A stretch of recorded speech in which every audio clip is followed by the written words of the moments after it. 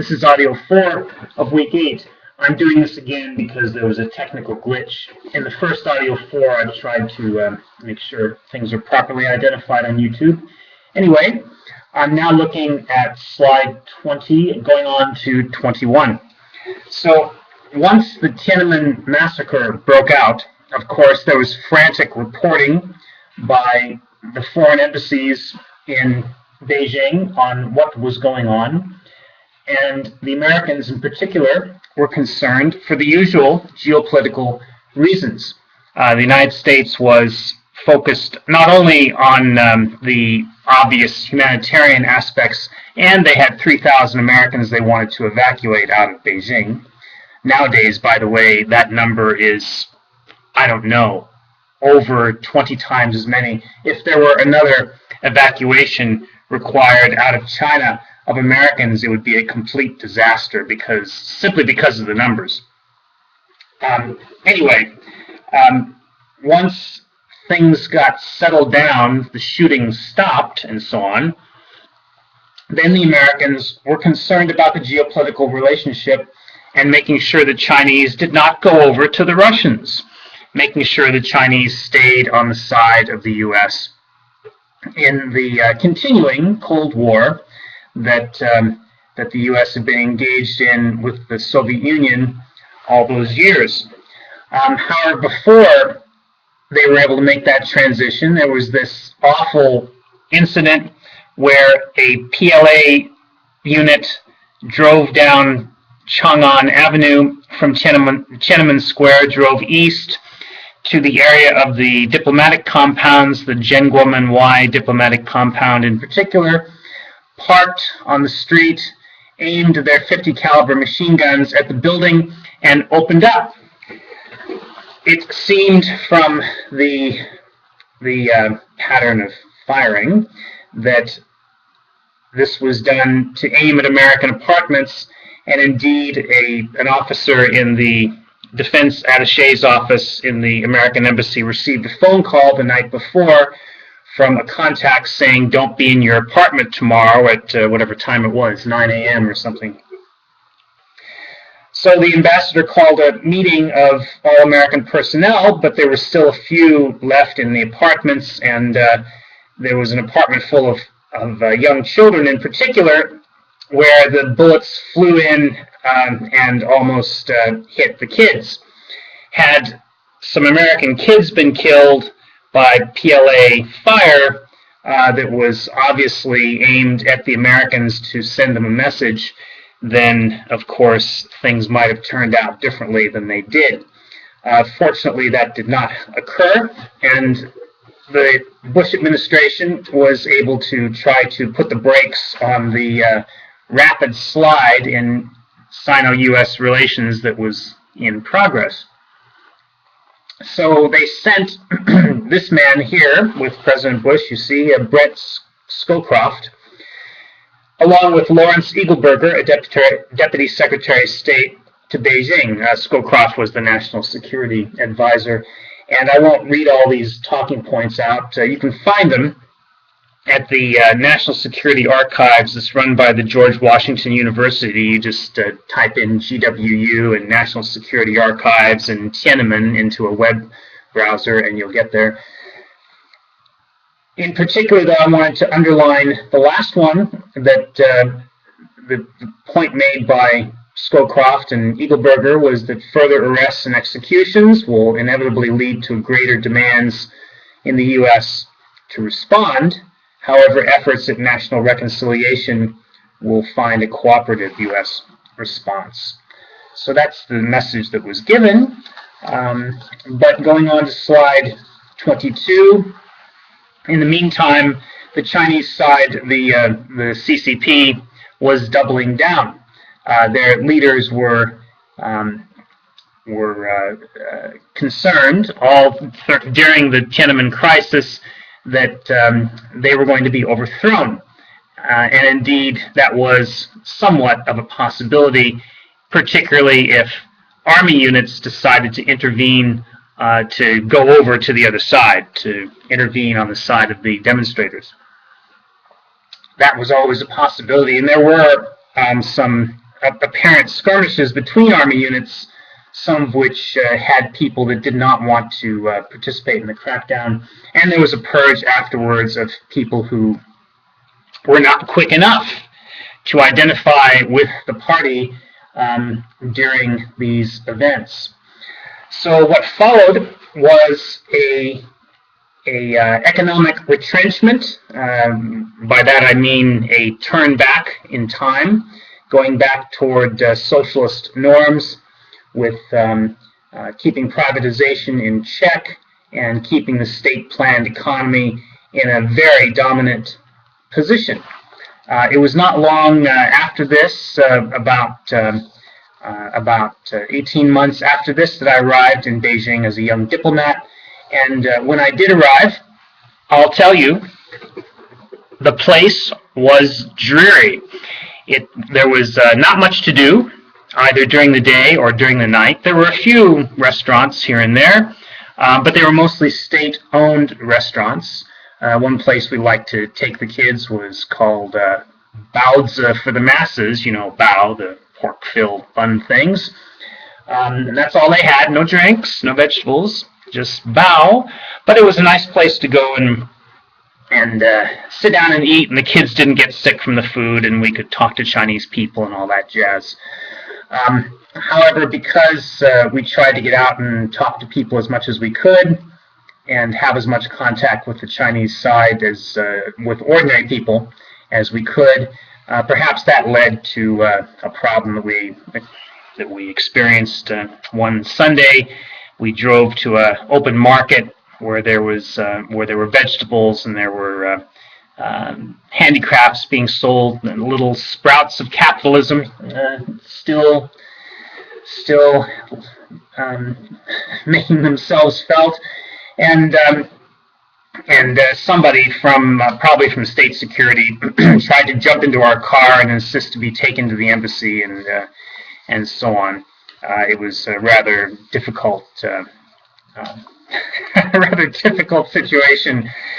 You know how it is. You have little kids, and all of a sudden there's this odd individual who looks like he's been through 5 wars, wearing a mouse suit and a buzzsaw haircut, and he's insisting that on a Sunday you take him to the embassy.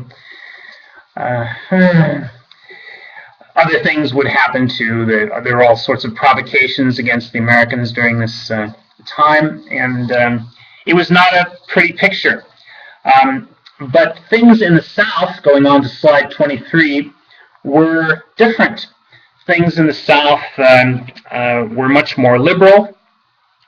One of the first trips I took in the late summer of 1991 was down to Guangdong province, where my predecessor, midsummer actually, where my predecessor took me to introduce me to his contacts there.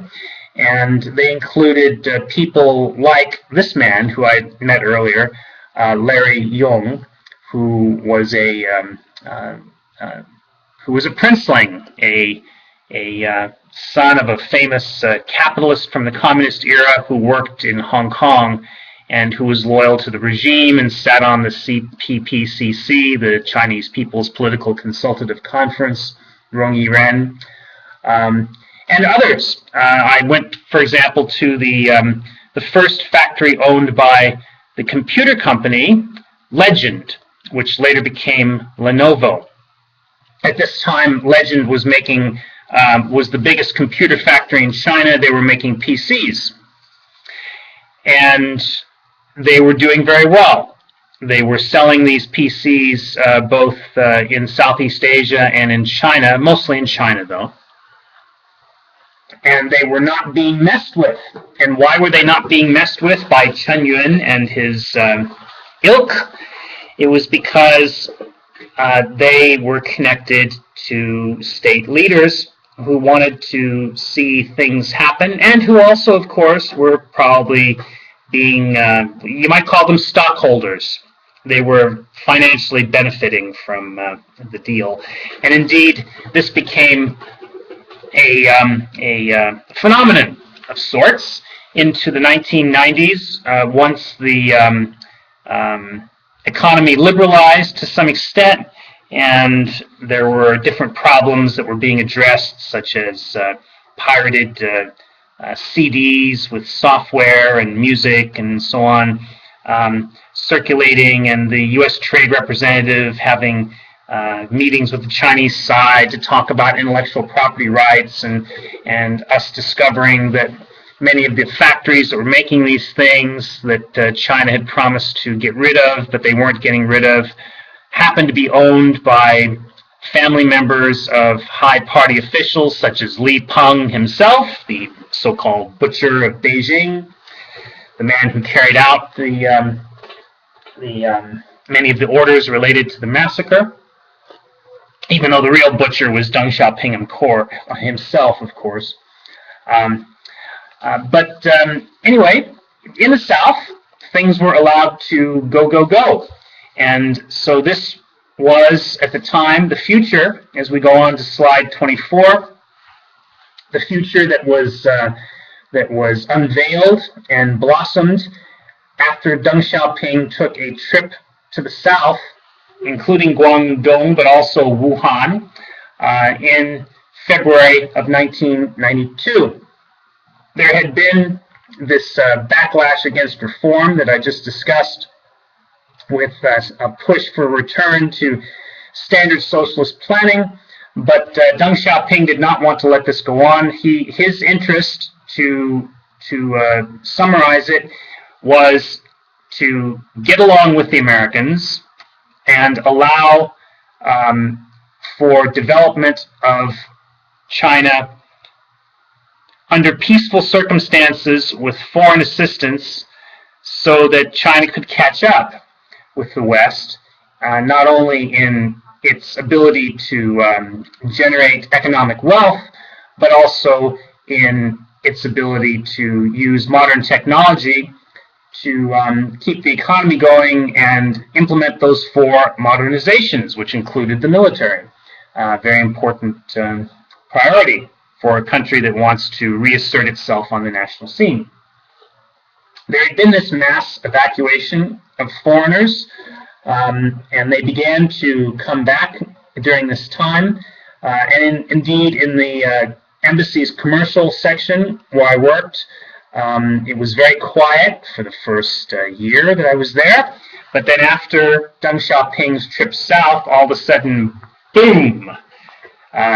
Everybody wanted to come to China and see if they could get business going again. And indeed, business did get going again. There were all sorts of things that developed of particular interest to anybody who was young or had children. There was, all of a sudden, there was ice cream. There was Bud's ice cream from San Francisco. The ice cream that had been in China before that was this awful watery crap that you wouldn't want to eat. But that and many other food items started to appear in greater amounts because it was now okay to engage in the kinds of profit-making business that allowed incentive for people to produce, distribute, and sell these items. And there's plenty of incentive on the part of the public to buy these items.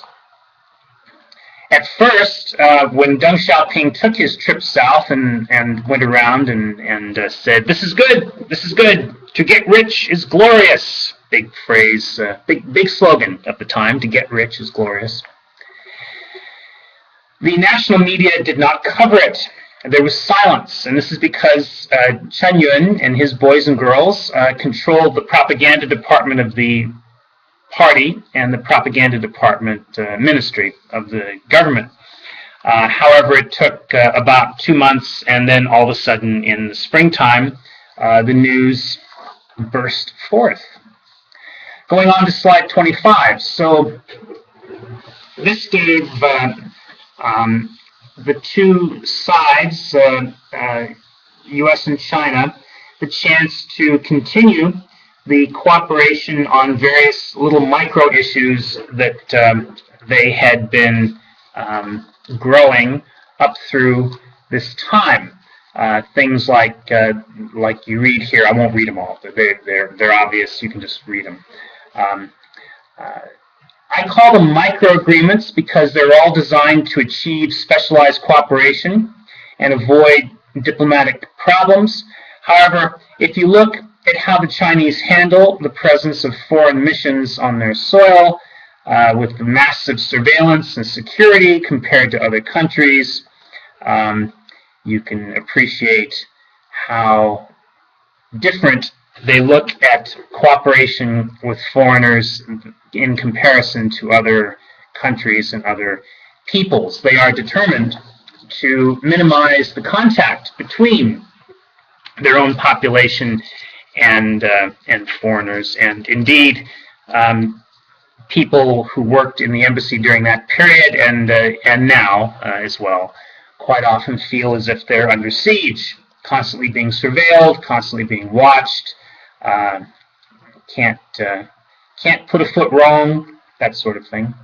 Going on to slide 26. This was part of an overall condition, an overall situation, which was much different from the relations that were developing at this point between the U.S. and Russia, the post-Soviet Union and the post-Soviet Union states.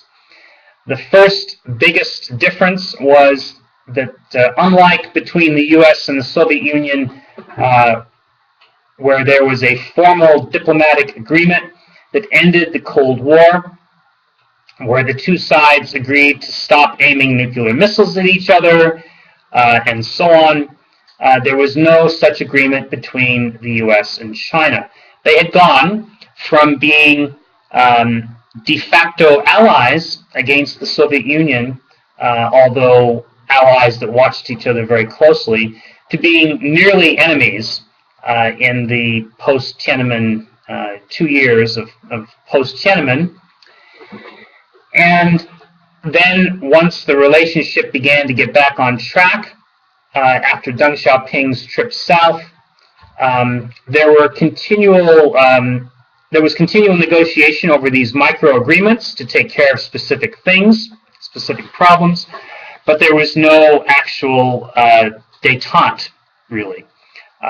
The two sides did not stop aiming nuclear missiles at each other. The two sides did not stop their war of words against each other. The two sides did not stop spying intently on each other. And there are all these problems I've listed here. I don't want to comment on each one of them because there really isn't that much time, but you'll recognize some of them from our previous conversations and from the readings and from newspaper reports currently.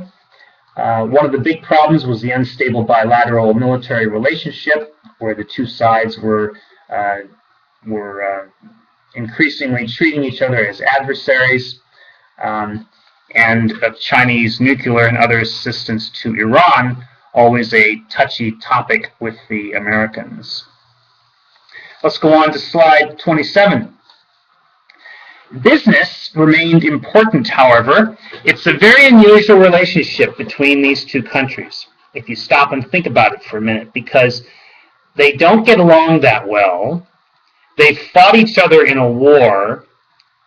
There's never been any real formal ending to the Cold War between them. There's just been changes up and down, in and out, in this relationship. Yet, business has become extremely important between the two sides. And business not only generates a drive inside the two countries to try to normalize relations, it also generates irritants like the ones we just went through in slide 26. And so it became a big business to, if you'll pardon me for saying so bluntly, to peddle influence, to peddle one's connections and abilities to cultivate trust and get deals done. With all these problems with political relations and military relations and export controls and and military sales being canceled, and people on both sides being very upset with the other.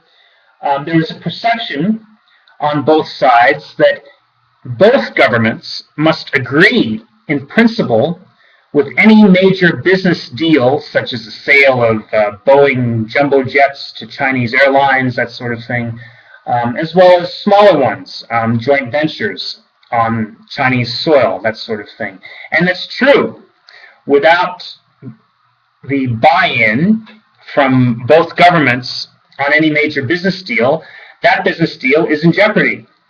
So the people you see here are a selection of individuals who have, I would say, profited generously, profited greatly from their ability to cultivate both sides, the officials on both sides, make contacts and so forth. Now, when Sidney Rittenberg in the lower left-hand corner there, he's not so much connected with Washington as he is with people in China.